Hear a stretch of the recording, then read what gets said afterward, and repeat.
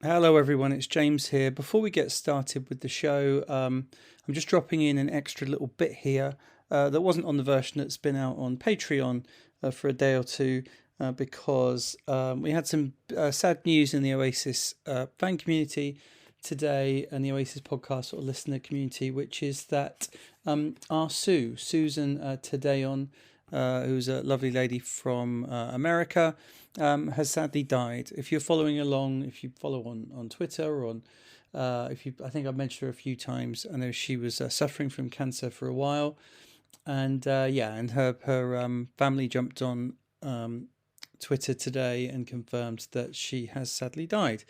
So I just wanted to dedicate today's episode to her. And as much as that might be nice for them, I suppose a far more significant dedication is that Liam Gallagher tonight, playing in Limerick, has dedicated Live Forever to RSoo, as he'd called her before. On Twitter as like a little shout out for the fact she was suffering from cancer. And so amazing. And it's literally, we only heard from the family that she died earlier today, so Liam's obviously seen the tweets flying around and he's dedicated Live Forever to her. So absolutely brilliant from Liam, well done. And and just your wishes, prayers, if that's how you feel, to the family of RSoo. Anyway, on with the show. And Live Forever, RSoo. Known as RSoo on Live Forever.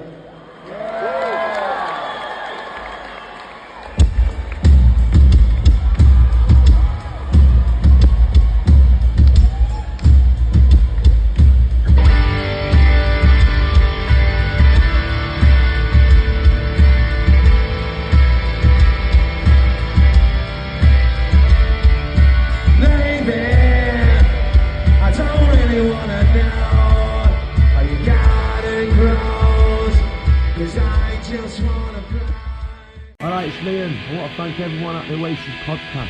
As you were.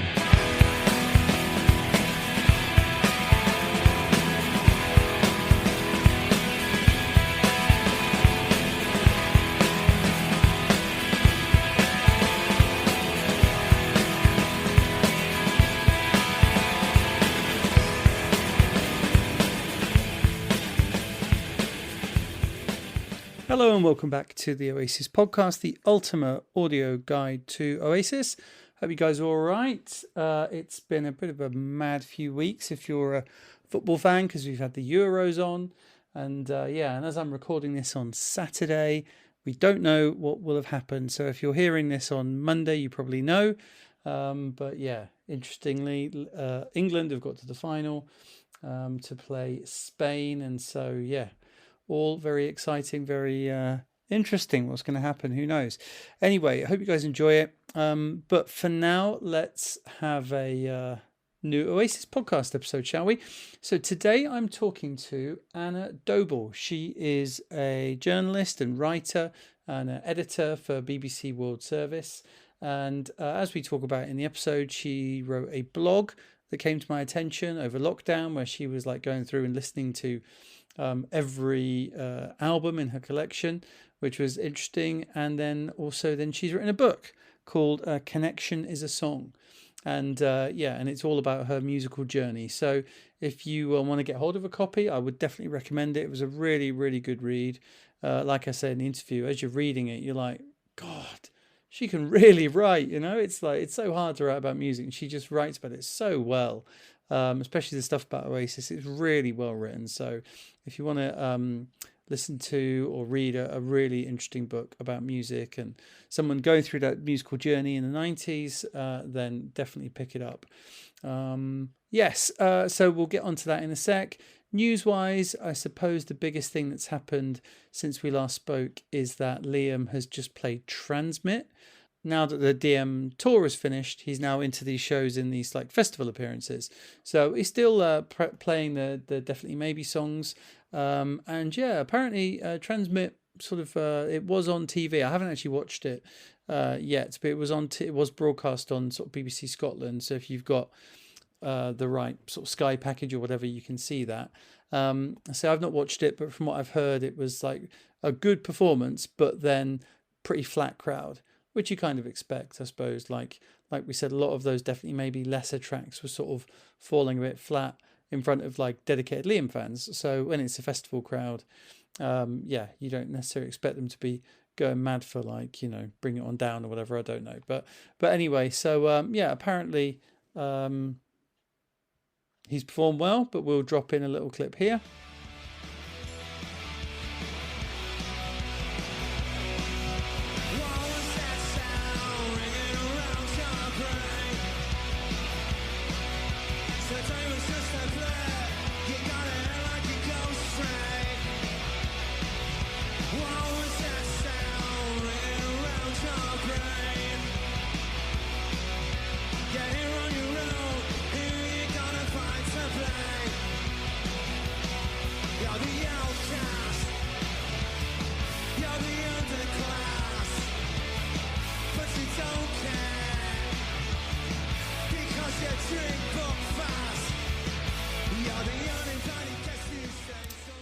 The other point, I suppose, since we last spoke, is Glastonbury happened, and Noel was there, and so he was sort of out watching bands, and he did an interview with Matt Morgan, all talking about it.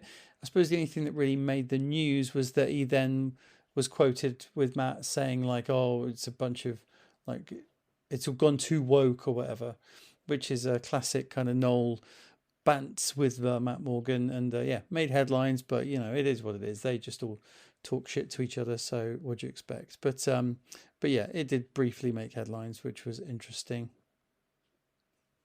I suppose another like small point really is that the BBC have released a new podcast series called The Rise and Fall of Oasis. It's sort of 8 episodes, 20 minutes long.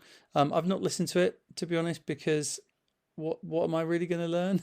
I know a couple of people, to be fair, have listened to it and said it was really good. So, I mean, to be fair, I'll check it out at some point. I'm sure I might listen to it on 2x speed to just get my head around it. But if you have listened to it, do feel free to drop me a line, let me know. Or if you want to do an audio review of it, that would be cool, because then we can cover it on the podcast without me having to listen to it, which would be handy.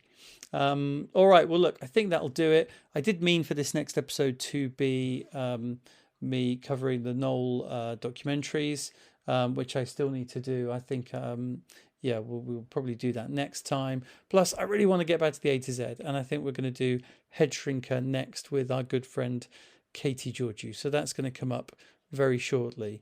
So for those of you who have been annoyed that the A to Z's gone away, it will be back. Also, I mentioned in the episodes coming up with Anna that I'm thinking about bringing back that Britpop history podcast. It's ended. I stopped, in July last year, because I was following through month on month, every year in Britpop, exactly 30 years on. And I lost track after July 23, focusing on July 93. But actually, I think I'll have the time. I think I'll come back and do August, but just instead of 30 years on, 31 years on, go back to August 93 and sort of catch up with myself.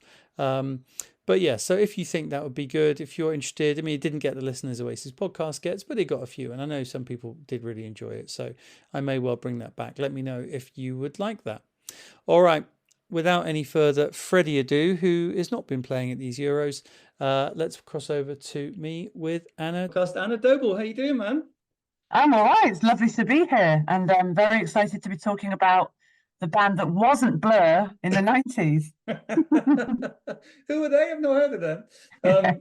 Well, you're a big football fan as well, right? So it's an exciting weekend. We're recording this on Saturday morning. Yep. Oh, and tennis. Okay, well, yeah. But yeah, we're recording this on Saturday morning of the 13th of July 2024. And so, tomorrow night, England are playing in the Euros final. So, I mean, you're a big football fan, I know from reading your excellent book, which we'll get onto. But how are you feeling about that? Oh, James, what a question, because by the time this is in the ears of your fandom, it will know, won't we, what happened? I know. I mean, it feels different to the last Euros final, doesn't it? I feel like there's a sense of a bit more kind of like what will be, will be. Yeah. We're playing a great team. We're not quite feeling the pressure like we did when it was on home turf. We kidded ourselves, didn't we, that we were the favourites somehow against Italy. Whereas this time it's clear that Spain are. So I feel like it's going to be a good match. That the team, of course, they've got better with each match, haven't they? So I feel hopeful for a decent quality match, but don't ask me to predict the winner. Even all the big guns like the Gary Linekers and the Alan Shearers have turned a bit, and they're starting to dream and hope too much, aren't they? And it's sort of a dangerous place to be for an England fan. It is. It's good fun. Just to stop you with the we stuff, I'm a Republic of Ireland fan.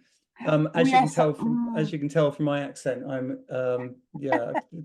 County Tyrone, born and bred. So it is. Okay. So, I apologise. Your surname should have given me the clue, actually. No, it's fine. Did you get drawn into England fandom though? I do. I mean, to be fair, I've lived here. I've lived in England all my life. Like I'm half Irish, but my dad's side is, he's one of 8, and my mum was an only child. So I'm just like a million Irish cousins, Irish family. And so that's always just been the way it is. But yeah, no, I do. I mean, to be fair, like it's a classic. It's sort of similar to how I feel about the local teams to me, like Oxford and Reading, in that I'm happy when they win, but then I love it when they lose because I can go and take the piss out of my mates that support them. So it's kind of I'm in a win-win situation really, which is good. But no, okay. Well, that's one way of coping. And often with England, for me, it really depends on the squad as well. So if there's players in the squad that I like, then I sort of think, I'm happy for them. I think, there was the end of the golden generation. They're just some miserable bastards, and and they were all like horrible. There was a lot of horrible men in that team, like people that had famously cheated on their wives, or there wasn't that many good people that I'd actually be happy to enjoy their success. Whereas now, actually, with this team, it's like, Saka and people like that, they just seem like really lovely guys. And so I'm like, I want them to win for them. So I will be cheering England on, but then when they lose, I will be happily roasting my friends on WhatsApp. I'm with you on them being nice, and I think all the criticism Gareth Southgate gets, he seems to have instilled a sort of sense of togetherness, and the players seem like they look after each other, they're mates. You hear stories from way back, sort of 90s, where we're heading in a minute, about how teams from Spurs all sat together, teams from Manchester United all sat together, and there sort of weren't, those divides, the club divides carried over into like the England squad or the England camp. But you feel like that doesn't happen so much now. Well, that's what the sense we get. But you're right; they all seem really sweet, and even Jude Bellingham, who's getting a bit, I guess, a bit more sort of leadership figure, isn't he? He's still just a young boy, so you kind of think he's got a sweetness beneath the kind of sort of arrogance that you need to be that kind of player. See, I love. Well, obviously, I'm an Oasis fan, so I love that. I love the arrogance. So as much as there's the snidiness and the nastiness I don't like. Whereas someone like Jude, what was it he said the other day? Who writes the scripts? I do. Me. You go, that's great. What a great line. That is like, forget the media training. Just go in with like a cool line. You've got to then back it up, But we'll see. Well, we'll know by the time this podcast will probably be hitting the people on Monday morning, so it will be a lot of headaches one way or the other. But we shall see. Cool. Well, look, I know it's interesting that obviously football is a big part of your life, and I know with the book as well. What I really enjoyed reading your book, Connection is a Song, is that our lives really follow pretty closely. I mean, like we're, as you're going through like 1990 World Cup and as it's like a memoir, like through song and how it's impacted your life at various times. I'm like, oh my God, that song was massive to me at exactly the same time. We're about the same age as well. So and it's not necessarily even the Britpop stuff, but Shakespeare's Sister, Stay, watching that on TV on Top of the Pops, well, this video is crazy, just all these like amazing songs, even pre-Britpop, that were like just weird and dark and strange or quirky, that period. I think if we start off there, like late 80s into early 90s, there was just some really weird and cool pop music about. Absolutely. I'm glad that you picked that one out, because when people ask me to summarize like what kind of music is in the book, I sometimes kind of have a moment of a blankness where I'm like, oh, well, there's actually some normal pop music in there as well, like Take That, features and E17 feature. But actually, Shakespeare's Sister, I sort of forget they're there quite early doors, and what a moment for pop music that they were they were kind of like beamed into the living rooms of the nation with this odd sort of sci-fi gothic video, and this brilliantly kind of pantomime sort of duo that kind of just made kids like us just really notice. And you know, you hear these legendary tales of people older than us, the first time they saw David Bowie on Top of the Pops in makeup and everything, and then they had this epiphany of, oh my God, you know, this is this kind of alien being that is going to change pop music. And of course, we've got our own sort of mid-90s moment where proper bands took over Top of the Pops. But actually, you're right. As kids, as actual young kids, so I'm 11 in 1990, it was songs like Stay that, and Nothing Compares to You by Sinead O'Connor, that had that incredible video as well. It's those things, those kind of moments that were actually more gobsmacking in a way. To very It was so rich. There was a lot of really interesting stuff going on. And I tell you what, just a quick aside, news-wise, you know, you mentioned about Take That, and obviously you know, you can't sort of forget Take That. They were so important in the early 90s. But I don't know, did you see recently Robbie Williams played that gig? What was it? I can't remember what. I think it was Hyde Park he played. Yes.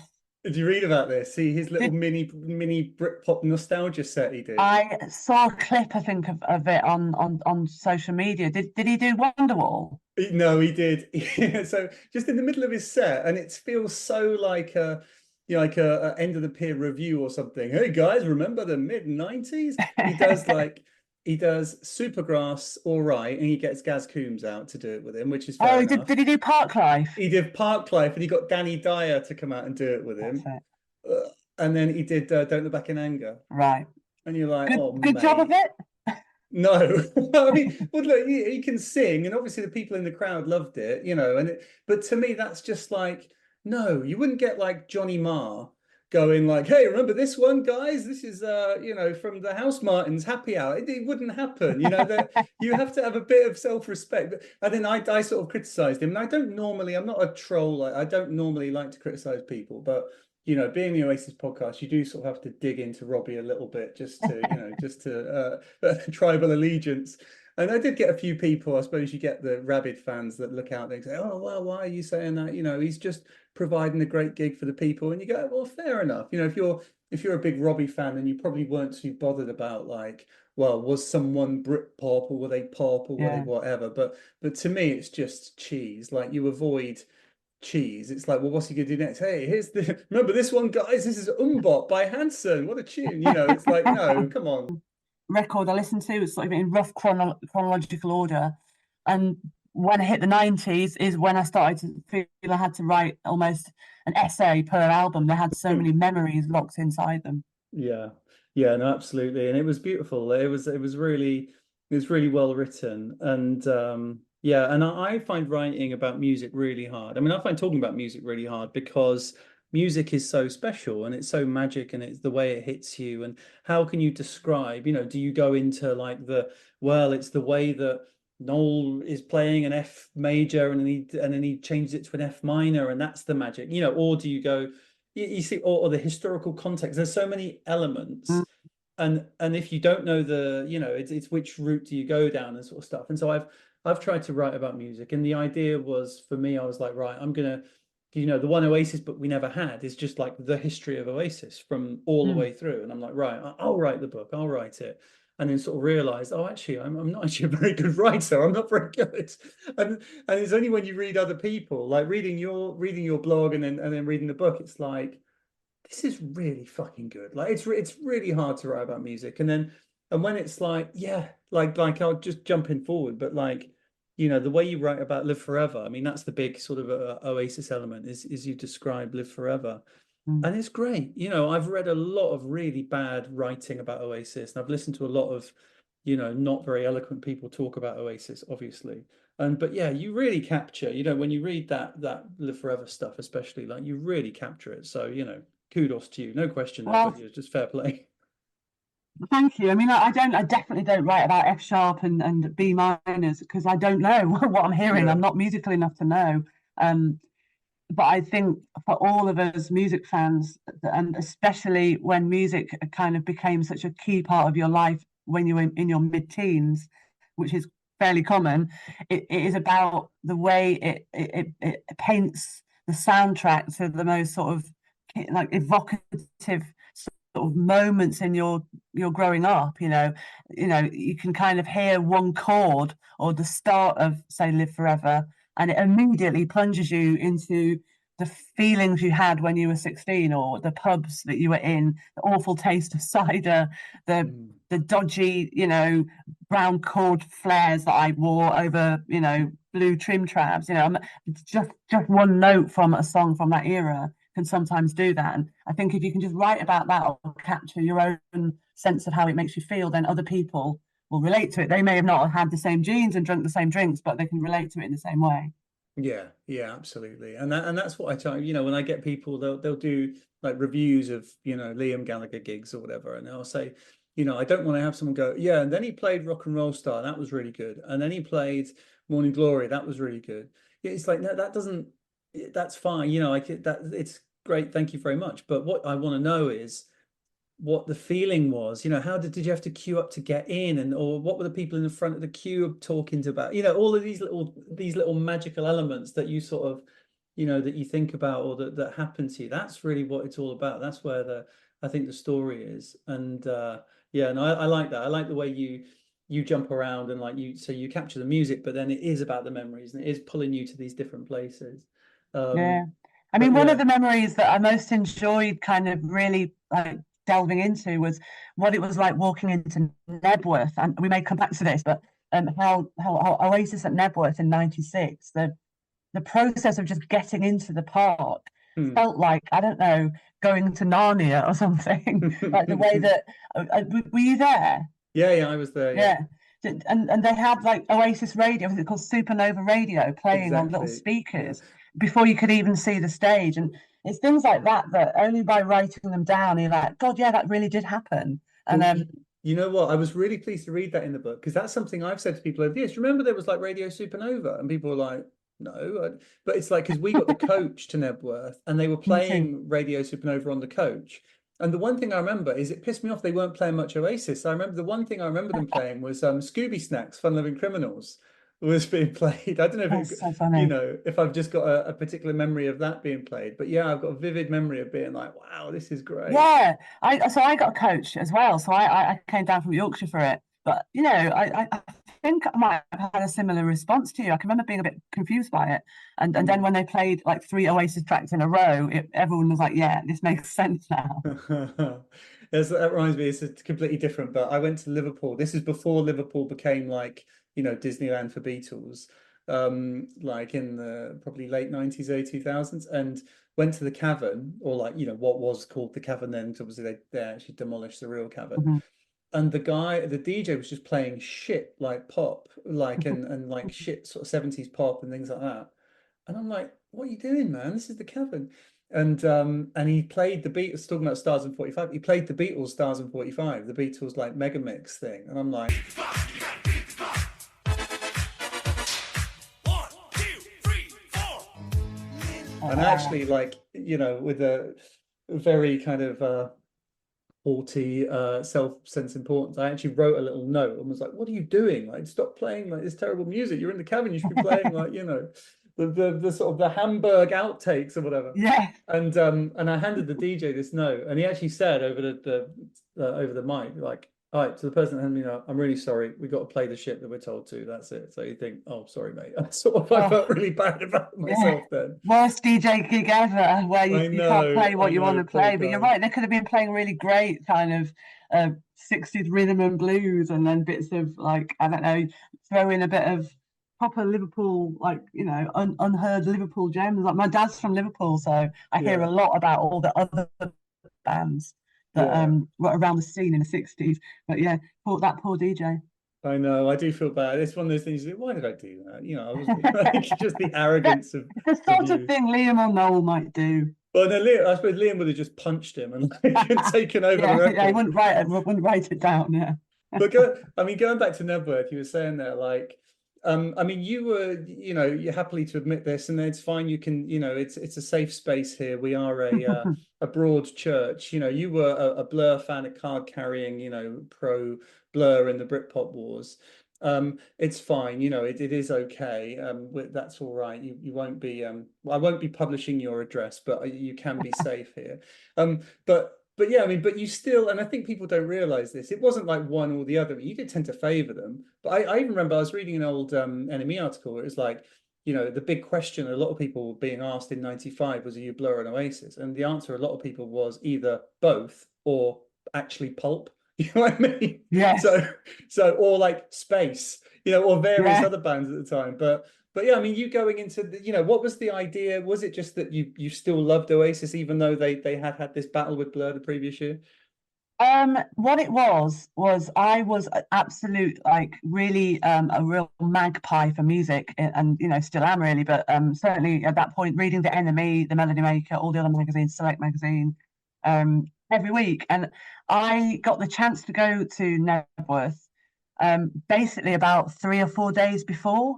So a friend of mine at school called Andy, I think he and his brother were meant to be going, and for whatever reason, his brother's ticket came free.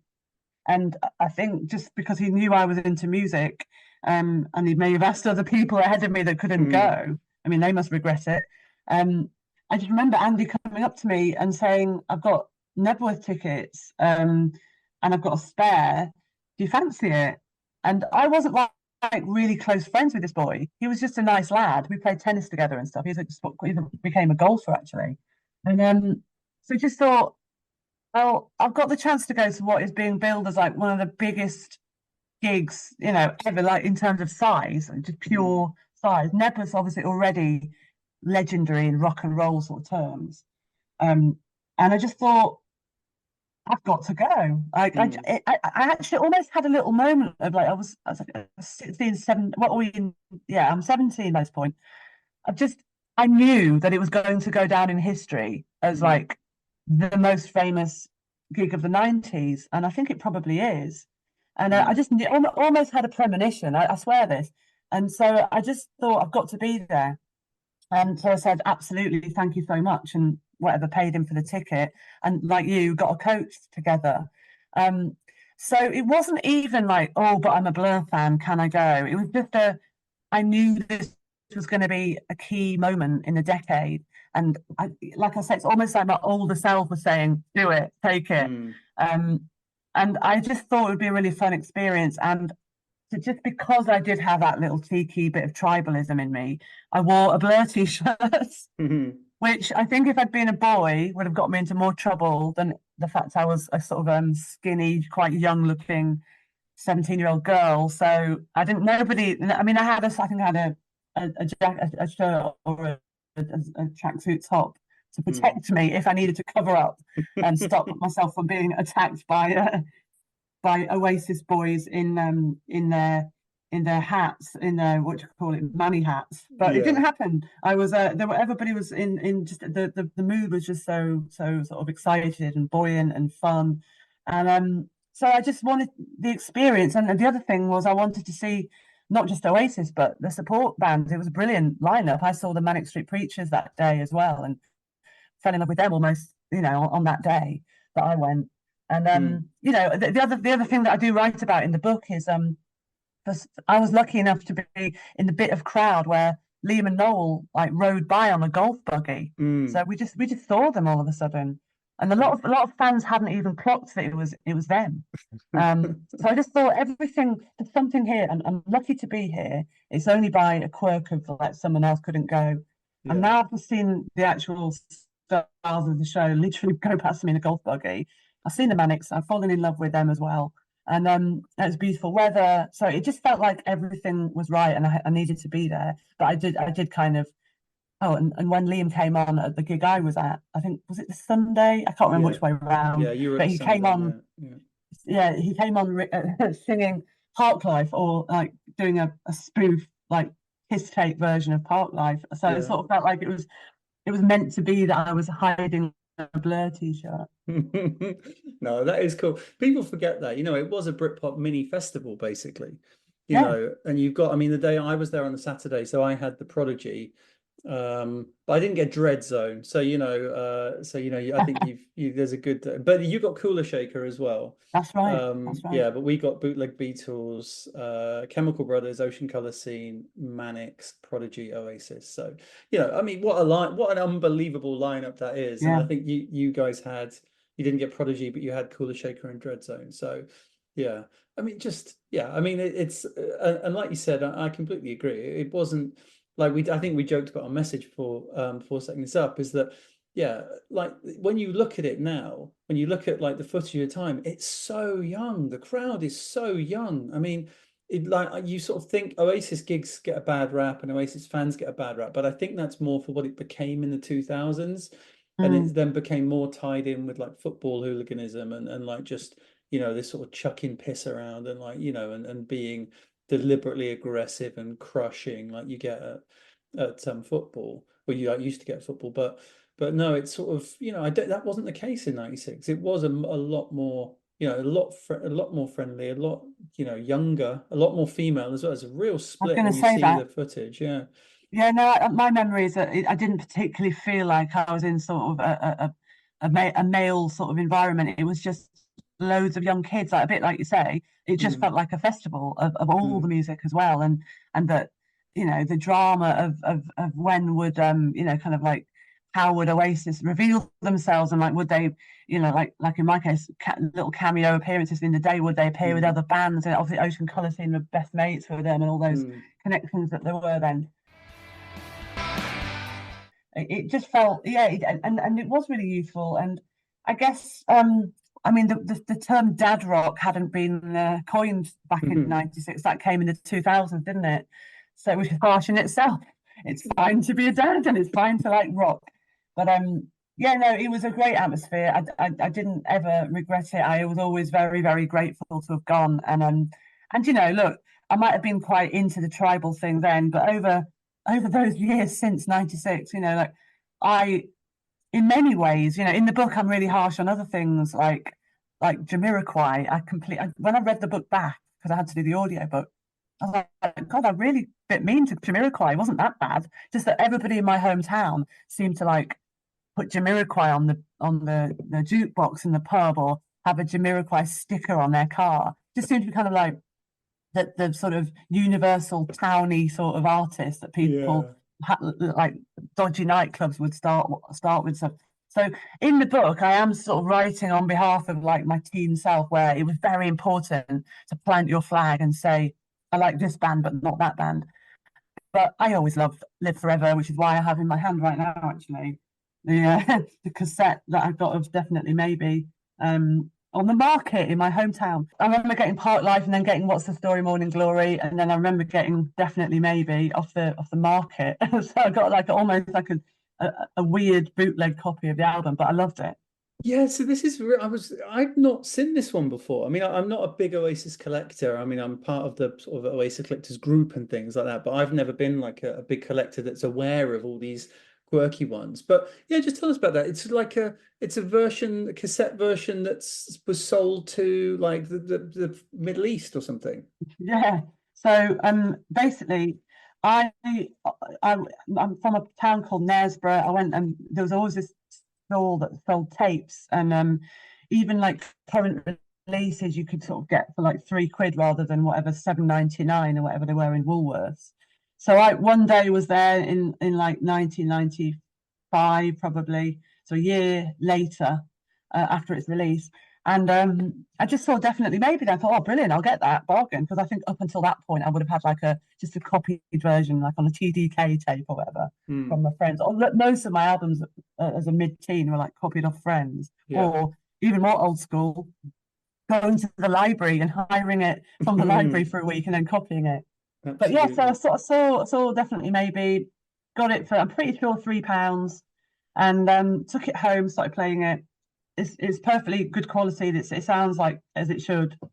But when you get to side 2 and track 3, it says in the track listing just cigarettes. So I was like, hang on, that song's called Cigarettes and Alcohol.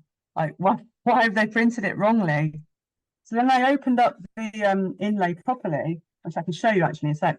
And I noticed that on the inside with a sort of green stamp, it says for sale in GCC countries only in English, and it also says it in Arabic. And so I must have worked out, even though pre-internet and everything, that was Gulf, I think Gulf Council countries or something like that. And manufactured by Modern Electronics in Jeddah. So it's like a Middle East copy. So of course, in the countries where this was meant to be sold, alcohol was not legal. Yeah. So they had to take off alcohol from the track listing. But when you actually listen to this copy, it's fine. It's just normal Oasis. I'll show you it. Like it's they don't bleep out alcohol, which would have been really funny. That is weird, isn't it? Turn off my blur. Have you looked into like if it's rare on Discogs or whatever? Because it's I've not heard of it before. I mean, my copy is, I played it as a kid, so it's not perfectly mint or anything, but it's decent. I don't know if you can see there. Yeah. Thing.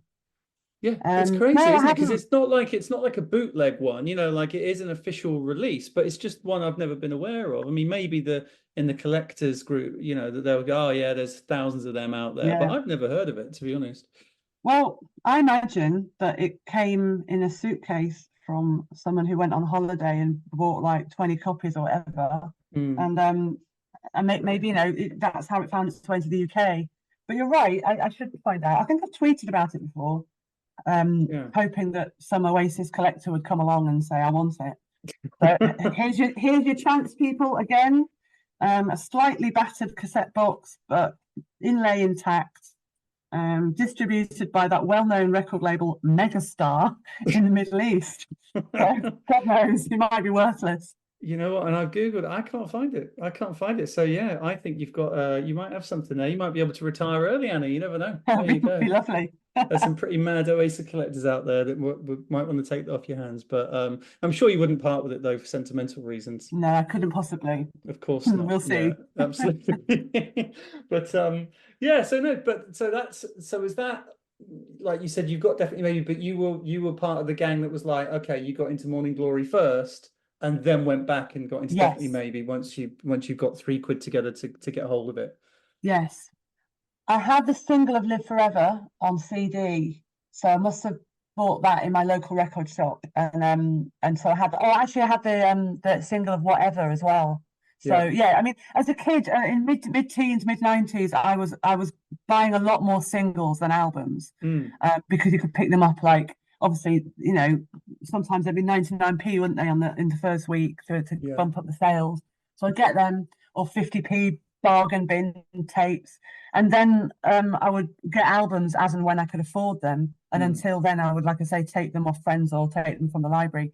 So I was kind of building up my collection kind of slowly, and very, you know, much in school, sort of saying, oh, Blur are better, you know, but and fight, because I was at school in Yorkshire as well. There was this sort of sense of, you need to be on the side of the Northerners. What are you thinking? You know, being a fan of Blur, they're Southerners and they're posh. They are almost like red rag to a bull, made me like double down a bit. But you know, the actual debate we had at school a lot was who's better, or who's going to mean more to music. Is it the Stone Roses or is it Oasis? So that was often the debate in our common room. I don't know whether we can answer that. I think probably, you know, this podcast's existence answers that question. You know, the history and the legacy and the fact that Oasis are still, you know, streams in their millions. You know, today in 2024, the fact that young fans are coming and finding Oasis and listening to it all as if it's new today probably means that they're probably you know, I'm sure the Stone Roses also pick up new young fans all the time, but I don't know. There's just less to go at, isn't there? The Stone Roses only did a much smaller discography to get your teeth into.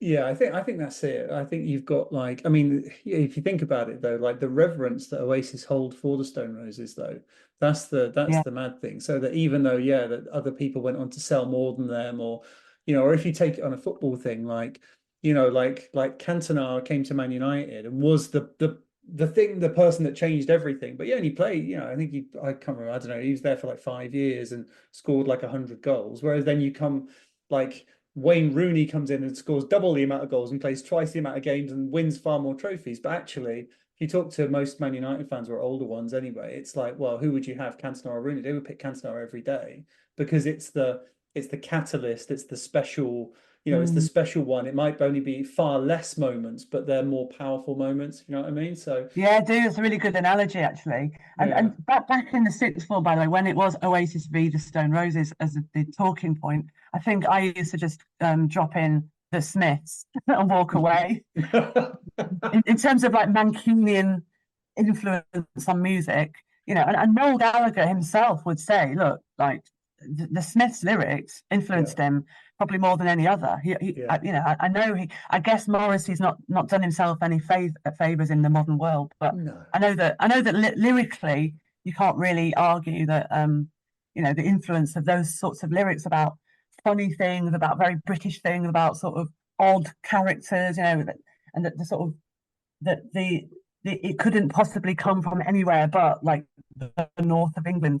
I think that again, you could argue is the most influential part of Mancunian music. But you can debate this one for a long time. No, absolutely. And I think, it's Liam plays I'm the Resurrection before he comes on stage. That's his come on stage song. And like, Liam chooses to go and do an album with John Squire, earlier this year and stuff. It's like, in terms of like who gets the most streams on streaming now or whatever, then Oasis are well ahead. But most Oasis fans, are massive Roses fans. And like you said, the great thing about the Roses, they've got that kind of Bridget Bardot thing or whatever. They went away, so although they've all gone and done solo stuff or whatever, but there's this sort of one perfect album, and then one album that I think is really great. I think it's sort of almost a different band, but like that's the thing, isn't it? It's like the Pistols, it's like you've got this one perfect album, and then you haven't then gone on and had diminishing returns because you've just gone bang, there you go, perfect, walk away. So there's something to be said for that. But, just like menswear, James. Men's, absolutely, one perfect microcosm. I like menswear, I loved menswear back in the day. I still do. Nuisance is a fun little album. And I can remember that's by the point that comes out, it's a bit later, isn't it? I was like had enough money on the day of release to just get it when it was brand new, and I vividly remember that was like, I've got to go get that album. This band are going to be huge, and they're going to do loads of albums, and they did. I think that one, and then one other that was I think only sold in Japan. How weird was that? Right. Yeah, Japan only release, which is really sad. But no, I mean, they've got a special place in my heart because that was the first time I was like, oh, I think I'd like to be a singer in a band. I think I'd like to do that. But it's quite a step to be like, yeah, I want to be a singer in a band and try, especially when you can't play an instrument or whatever. We were just like at a mate's house, just messing about, and he was a bass player, and he was just playing Daydreamer on cassette and playing bass along with it because it's got a good fun bass line. And I just sort of was like, we were just recording on it, and I'm just like slowly shifting, gently dreaming like that. And I'm like, this is fun. You don't even have to sing as well because it's primarily a talky song. And I'm like, this is fun. I can do this. And so that was really my spur. Moving closer, floating over, sinking into seas of colour. Feeling lighter, darker, brighter, consciousness begins to falter. Holding you, I start to wonder, pull you out or drag you under. Breathe deeper, daydreamer. So yeah, for the legendary Never Did Anything Vision, menswear were a big part of that, not success. But yeah, no, you do a good impression. Well, yeah, that's thank you. That's well, that's Oasis for you, isn't it? It's just to get other people and copy them. Dangerous talk. No, it's all good fun. But yeah, no, I think like a lot of those bands, and it's like what pisses me off as well. I mean, you talk about it in the book about the fact that Britpop got like quite a kicking. It's like you'll see it often online and things where people say, Britpop was crap. And you go, okay, well, it's almost like that Monty Python sketch, but what did the Romans ever do for us? It's like, what about Blur? Well, yeah, Blur are good, but Britpop are crap. What about Pulp and Suede and Supergrass, and you can list them off, and even if you widen it a bit and go, what about Paul Weller, and what about PJ Harvey, and what about you go Radiohead, if you want to list, widen, you've got the debate of what is Britpop, but if you want to widen it to like 90s indie, the Chemical Brothers, Prodigy, well, yeah, they were all great. It's like, well, what Britpop bands were bad? And then it's like, well, I don't know, Northern Uproar, maybe you can have a dig at that. That tends to be the one I have a dig at. Menswear, you can have a dig at, but I think they're great. But yeah, you know what I mean? It's like I'm with you all the way, and that's part of the real kind of genesis of the book. Actually, is I just wanted to set the record straight a bit on what a glorious time it was to be a young music fan, and that what a glorious era for like being a magpie, and because of what you've just described, you could jump from genre to genre, and one week you're into guitar indie, and like I was really into Radiohead as well. The next minute you're off to see the Chemical Brothers or Orbital, and I know they're earlier 90s, but I got into, when I was at university, quite ravey kind of electronica and stuff, and because it was all there and all interconnected, and somebody like Jarvis Cocker, for example, from Pulp would direct you back to the 60s and teach you about Scott Walker, and of course Oasis always reflected on the bands from the 60s who influenced them, and ditto. So it wasn't just even the era that you were in, it was just that they opened the sort of the treasure trove, and you're right. I think revisionist history likes to kick things that, I suppose, the Union Jack, it became a sort of like embarrassment. The fact that the Britpop scene was quite male, and then lots of drug addiction happened towards the end of the 90s, and a lot of these icons of ours, Brett Anderson, they've talked very openly about what happened to them at the end of the 90s. But we were still, I mean, I'll speak for myself here, but we were still kids. And like for me, in my bedroom, listening to my Definitely Maybe tape, or my Blur Park Life cassette, or other bands like Catatonia or whatever, the Welsh scene, it was all still opening up to me and all new to me, and all still sort of great optimism about the joy that music could bring you, the emotion music can bring you. So the fact that the stars of the scene were all falling out and taking too much cocaine in the Groucho Club was irrelevant to me. I was like, I don't want them to be unwell, but ultimately the fact that lots of music journalists in London have declared the scene dead, I'm just starting, and I've got, like, I don't know, I'm about to go off to do degree, or I'm off, I'm allowed to go out now. I can go to gigs on my own. My parents will let me stay out. No, it's all just beginning for me. So I just wouldn't accept anyone dissing the scene.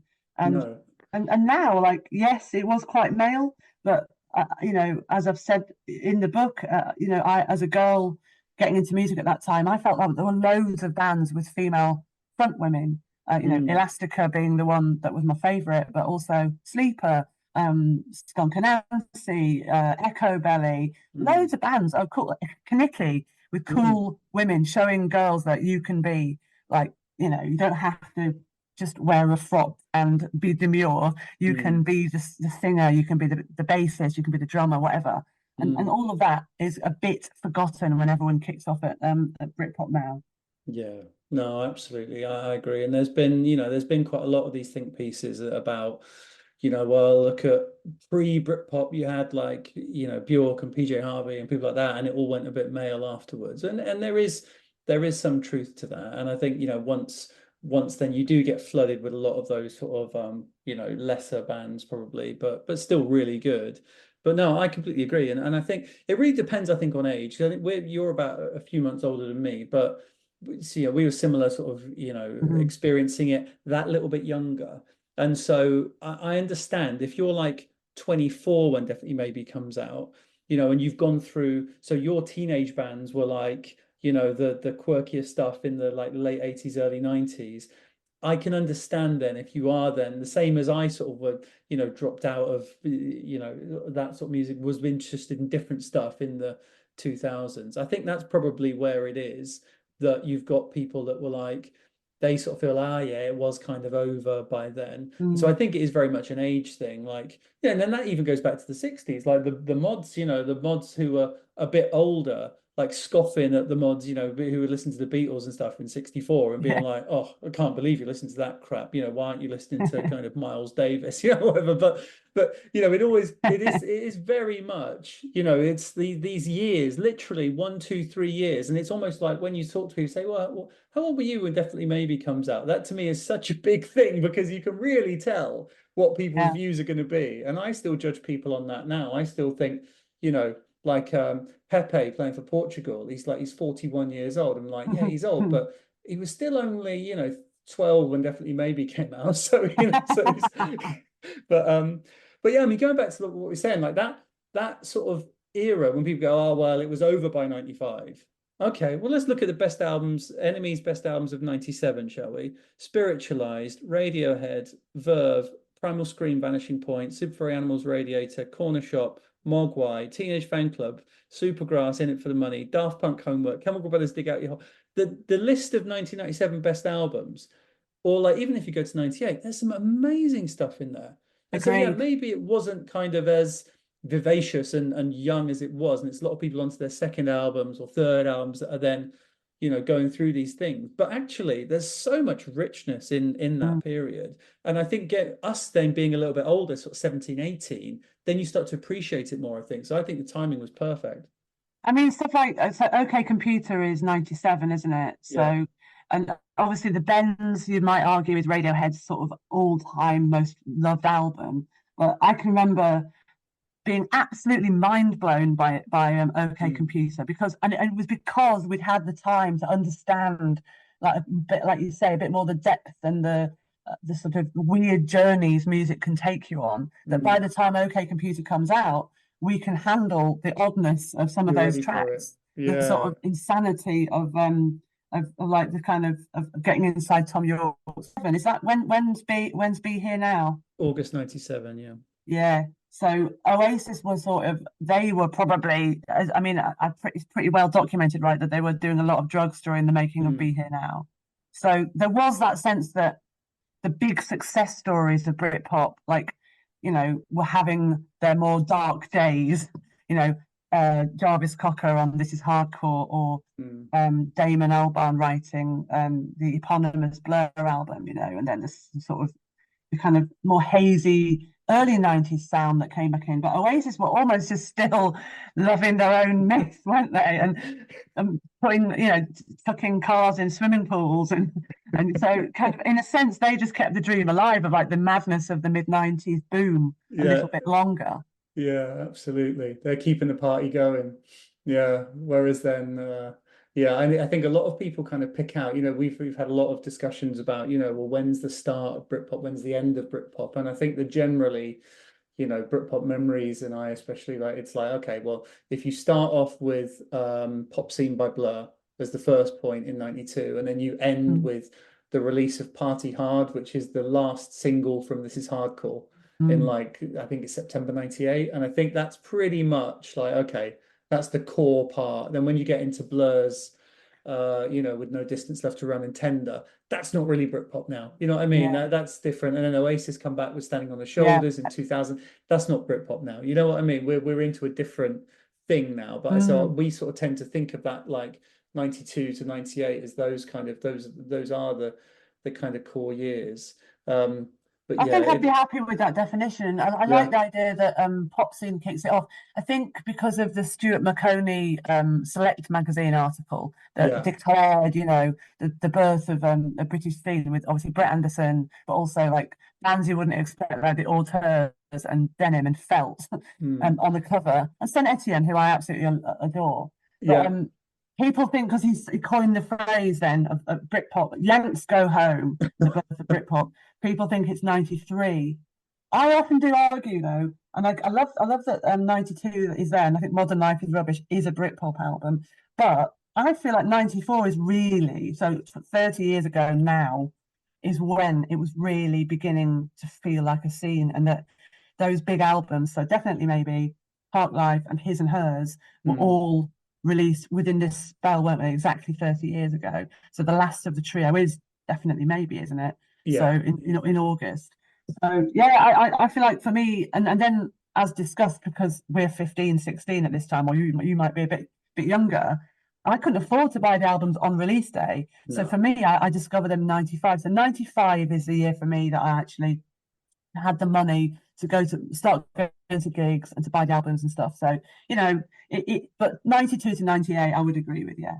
Yeah, no, absolutely. I'm the same boat, and I think that's the crux. There's so many, and I still, I'd still have it now where it's like there's so many bands and it's listening to like the Britpop revival show and stuff on which is fantastic and always worth a listen. I'm hearing bands now that I remember reading about, but I never even listened to.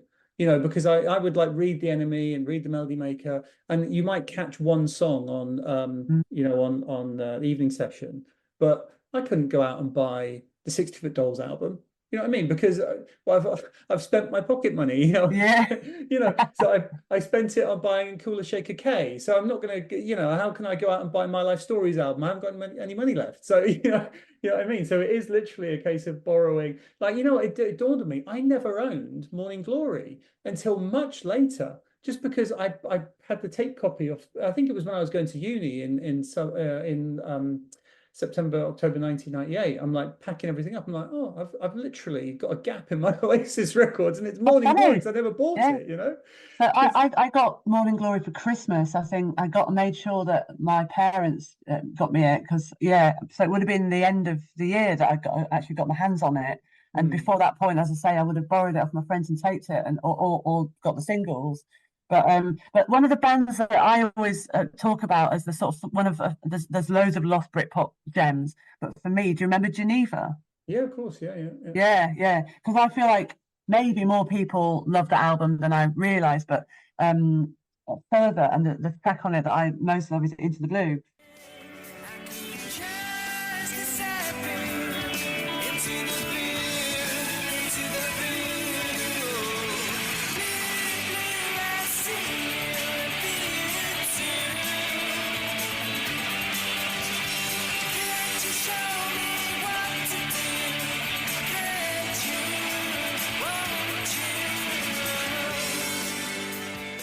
Why the hell were they not bigger? What an amazing little album that is. And but we were so spoiled in the mid-90s. It was, like you say, first of all, financial. You couldn't have all the albums that you'd heard about. Secondly, an album would be like one album like a week would not have fed the habit, because there was sometimes, like, you can sometimes look back and see 2 or 3 really amazing releases were actually in the same week or on the same day. So we were really, and I know that people will say now it's the same, you just have to look harder and so on and so forth. I'm sure it is, but the feeling of there being loads of new bands and new albums flying at you, and you just had to like take your pick and back a horse and hope that you'd chosen the one you love, and also that feeling of choosing music on the artwork, which is much less a thing now in the age of streaming. But so what again, across dance music, across indie music, across pop music, there was just so much choice. I think there's some, I mean, I once again, it's another podcast I started and dropped and stopped doing, but I was doing Britpop history, a podcast where I was doing like month by month, exactly 30 years on. And I started out in sort of 92 in 2002 with Pop Scene. And I think what I'm going to do is jump back on in August, because I stopped in like July 23 for July 93. And then life got in the way. But I think I'm going to jump back in next month, just because it was so great. Like you said, going back and listening to all those bands, and because I wasn't really into it 92, 93. I'm same as you. I got into Britpop like late 94. And in earlier 94, I was more into like, I found an old cassette tape I'd made, and I had on there like Jamiroquai, like you said, Meatloaf, with that I Can Do Anything for Love album, like TerrorVision, they had a load of hits throughout 94, like Some People Say and Pretend Best Friend and all that sort of stuff. Alice, What's the Matter? Like, I was into a much more eclectic, and then it was like, bang, no, now it's time, I'm going to brush my hair forwards and like get rid of the curtains, and this is year zero for me. But yeah, so I think that's, I think I will go and start that back again, because I was just getting into the good stuff. Like all these albums coming out, like literally, like, wow, on the same day, this and this and this all came out, and you think that's mad, But one thing I wanted to pick up on actually is I think you got into the Manics sort of in a similar way to I got into them, in that a little bit later, I've got friends that were like, oh yeah, I saw them in 94 with Richie. And I'm like, you bastards, Yes, me too. I never saw Richie. No, I never saw Richie, and it was only sort of later on in, like, 95 when, they came back, and it's like, in my I've got friends and that were like, no, I love them from the Holy Bible and before. And then for me, it's so vivid that I was driving up and down to uni. I went to uni in Leicester, and I'm from near Oxford, and so I was still coming back home quite a lot. And yeah, and I only had a cassette player in the car. And so for me, I absolutely hammered the Holy Bible and a couple of other Mannix albums, like just going up, because I think I'd nicked them off my brother who had them on cassette. And yeah, so the Holy Bible to me, like you're saying about like the way it takes you back to a certain place, is just driving up and down the road, up, the M40 up to Leicester and back, and I just absolutely hammered them and loved them. And I was talking, it was funny, like, when I started uni, I was still, I'm with my girlfriend at the time, who, and now we're married. We would meet up, because I didn't have a mobile phone yet. This is like autumn 1998. I would meet up with her on like a placebo chat page, like in the really early days of the internet. I would go to like a computer room on site, on our campus in Scraptoft in Leicester.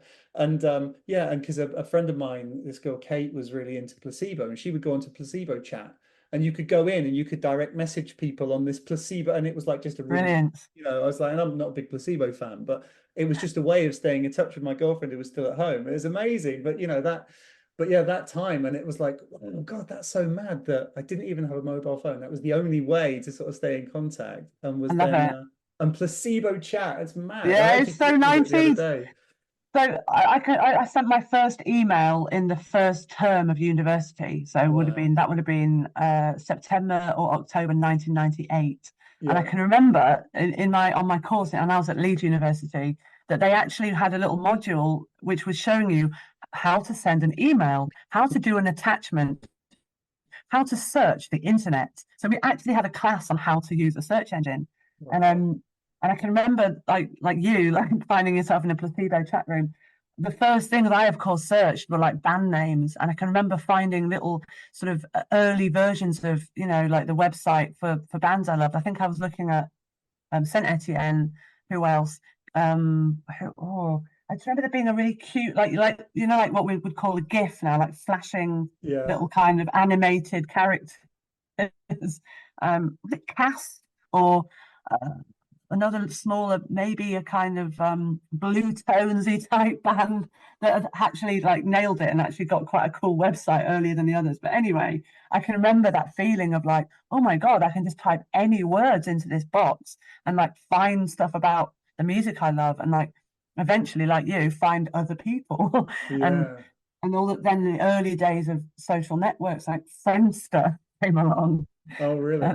But yeah, I love it. And but going back to the Manics, I can remember the feeling of having to work quite hard to like the Holy Bible, because I would have been into like the like my friend who was a farmer, a lad who called Patrick, made me a tape with stuff like Little Baby Nothing and Faster and La Tristeza Gerera and stuff from Gold Against the Soul on it.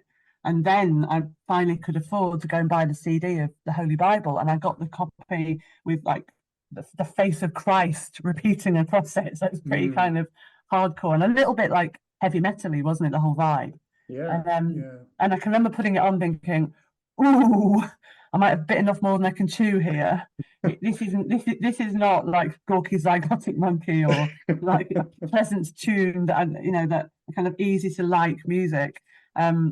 And then it just, hit me one day, like the power of it. And of course, perfect timing when you're 17 and writing bad poetry and stuff.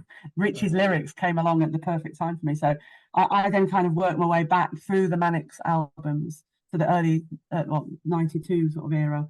And that was Holy Bible was Generation Terrorist obviously was 91. I think the album's out 92, but then all the singles came out 91. I think the album's 92. Yeah, but I didn't see them like you until unfortunately Richie was gone, and I saw them at Doncaster Dome, and absolutely fell in love. But I'm trying to think, did I first actually see them at Knebworth? I think Oasis was sort of my gateway to the Yeah, Manics, yeah, because it's the yeah. summer, yeah. Yeah, well, it was very different, I think, because they were such, it wasn't, they were sort of an afterthought, really. And there's quite there's an interview with James Dean Bradfield from that weekend at Knebworth and on MTV, I think it's from MTV, and he seems quite depressed about it. Like he's just like, we thought we were big, and then you just see this, and he just seems a bit like, oh, Wow. okay, that's where we are on the pecking order then. It's not like this like triumphant, wow, what an amazing experience. He just seems pretty sad.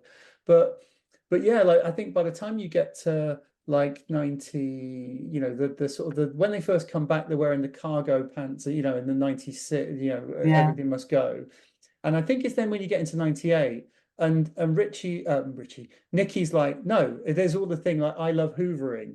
And everyone was then he puts the feather boa back on and he's got that. I think they almost had to have that sort of, no, we're just going to be dour and calm for a little while. And then Nicky was like, no, I'm putting on the dresses and I'm putting on the makeup and stuff again. Because then I know that for me was the time when it was like, and sort of going back and rediscovering that and like being like, wow, this is cool.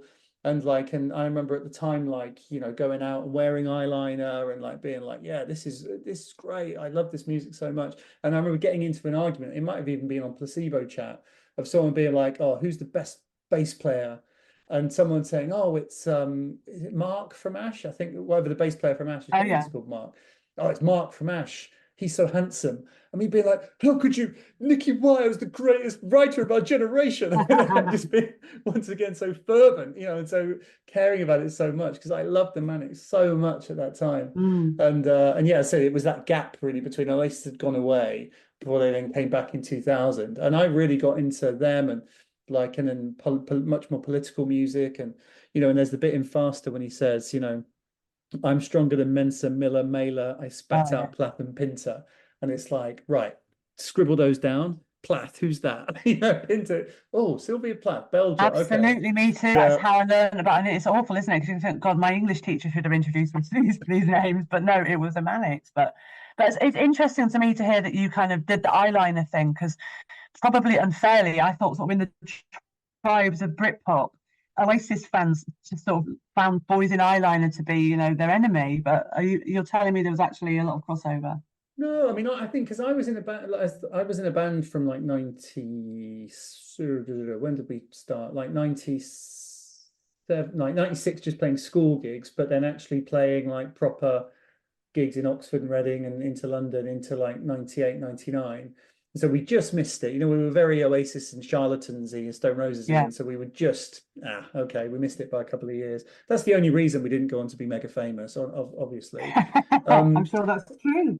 But yeah, no, I was always just a show off, really. So I'd wear eyeliner and I'd like, I remember we did a gig in London where there was because we were called Vision, and there was like a skate punk band also called Vision, apparently, that had quite a big following in London. And so a bunch of people turned up to this gig, like expecting all these like skate punks, and then turned up like, who the fuck are these like little, indie kids from Oxford? And and so I went on and would like emblazoned my t-shirt inspired by the Manics, writing Culture Slut and things on their t-shirts, like skate punk sucks and all this sort of stuff, just to try and wind them up. But yeah, no, I was sort of I suppose just willing to sort of be a bit stupid. And I think there was that crossover. Oasis, everyone, you didn't have to be a real laddie lad to like Oasis. Like we said, that did come later, I think. But yeah, just a crazy time, really. Yeah, well, I'm glad to hear. I write about eyeliner a lot. I used to carry an eyeliner in my pocket when I went out.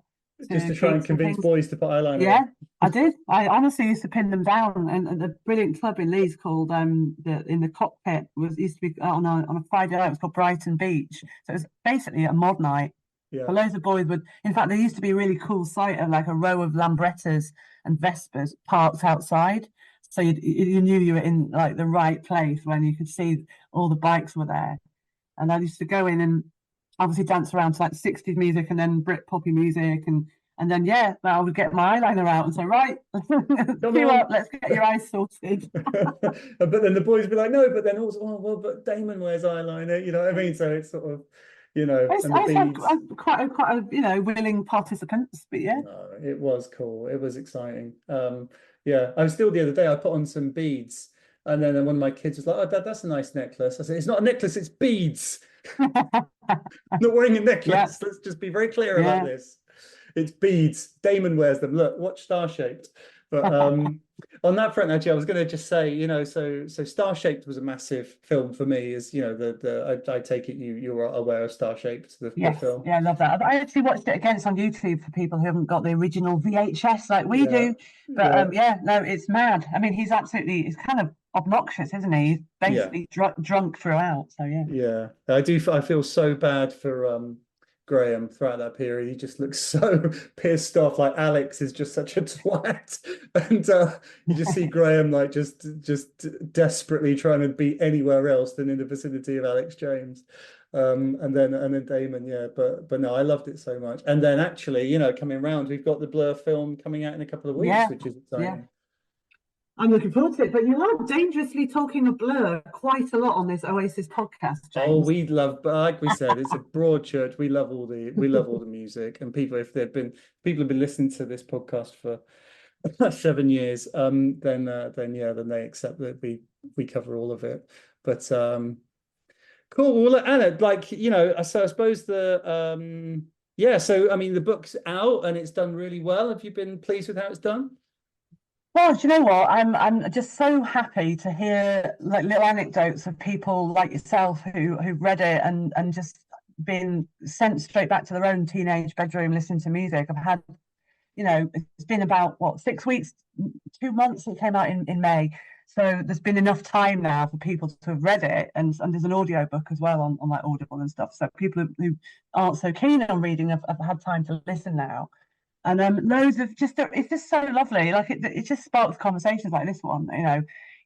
People who specifically remember like the moment they first heard, Massive Attack's Unfinished Sympathy, or Underworld, Born Slippy, or Live Forever, or Part Life, and then people just it's so nice to share those stories again. And it's called Connection is a Song. So the whole point of it is writing about how music connects you with people, with places that you end up going, those chance meetings at gigs where you end up making a friend and, back in the day took their number. Nowadays, maybe exchange like Instagram or whatever. And it's just, music is this beautiful thing that connects us. It's the reason you and me are chatting now. And so I love the fact that it continues to connect, and kind of whether or not, I don't know, like there's a lot. My story is like the story of like a lot of people. It's not. I don't have a rags to riches tale. I don't sort of have some massive meltdown. I don't have terrible hardship. I'm just a normal kid, in a school in Yorkshire, going through the aches and pains of growing up, and then finding that music is the reason that I become sort of more confident and all those things. So I think it's a story that a lot of people can relate to, and hopefully it's quite funny because. I did a lot of dodgy things in the 90s.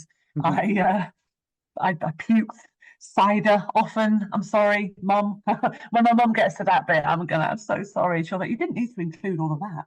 But it's what the 90s felt like. And the mixture of like the Spice Girls 1 minute, a niche indie band the next. That's how it felt at the time. And so the reaction's been lovely. My sort of most amazing moment was Sarah Cracknell read it.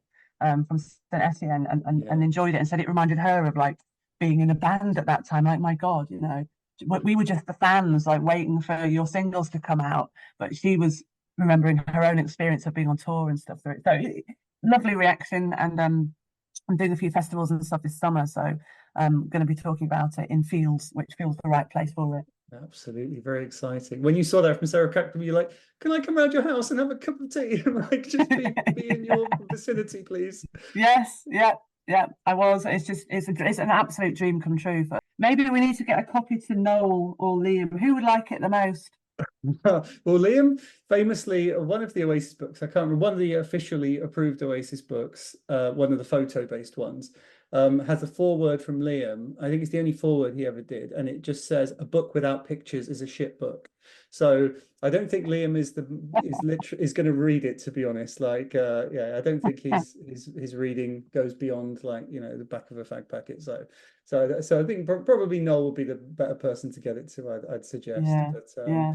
But yeah, no. Well, look, and and so people listening, I'll stick a link to the best place to get hold of the book. And I did say to Anna, because she kindly sent me a copy, and so I said, well, look, I'll if we don't sell at least 2 on the back of the interview, I'll go and buy a physical one. So come on, I need at least 2 people to buy it, and when you do, tag me and tag Anna to let me know, let her know that I sent you, and then I'll try and get a finder's fee, a couple of quid from each one. So.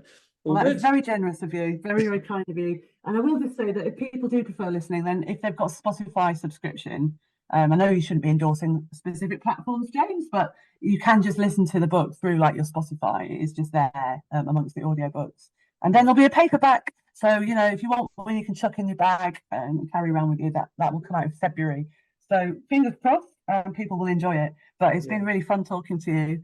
And and anyone know any more about my weird Oasis copy of Definitely Maybe, then please do message James or me, because I have this odd Gulf Countries edition waiting to be enjoyed by an Oasis collector. Yeah, with a very big checkbook. But cool. Anna, well, thank you so much, mate. It's been really great, and hopefully enjoy the real pleasure to talk to Anna earlier today.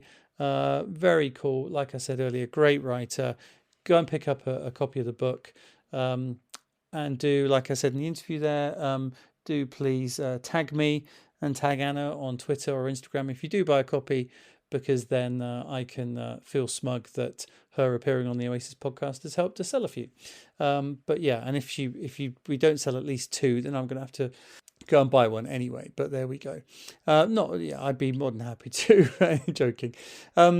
All right, that'll do it for today. Thank you very much for listening. Most of all, thanks go to our patrons. You put your money where your mouth is. It's greatly, greatly appreciated. You can become a patron at patreon.com/OasisPod, which is where we post bonus episodes. The episodes go up a day or so early. You get access to the Discord, which is really good fun. Quite a bit of chat on the Discord recently.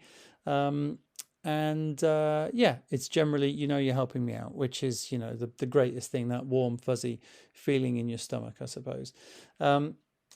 Do feel free to drop me an email if you've got audio messages on, if you want to share your thoughts on any of the recent Oasis related stuff. And follow on social media. Oasis Podcast on Twitter is the place to be. Give us a follow on the YouTube channel. That'll do it. As ever, stay in touch, stay engaged, and stay young.